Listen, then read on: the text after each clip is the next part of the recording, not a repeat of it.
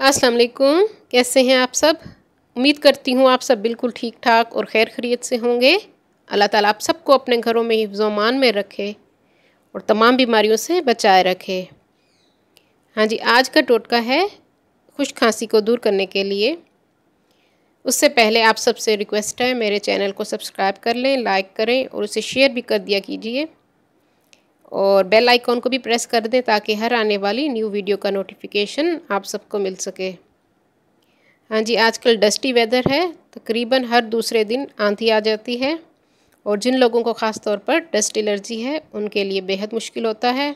दमा के मरीज़ों के लिए भी मुश्किल होता है, उनको खांसी हो जाती है। तो उसके लिए एक आसान और आजमूदा सा टोटका है।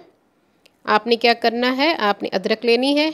2-3 इंच का अदरक का टुकड़ा लेके आप उसको अच्छी तरह पीस लें और हाथ की मदद से उसको निचोड़ें तो उसका रस निकल आएगा। आधा चम्मच आपने अदरक का रस लेना है और आधा चम्मच उसमें आप शहद मिक्स कर दें।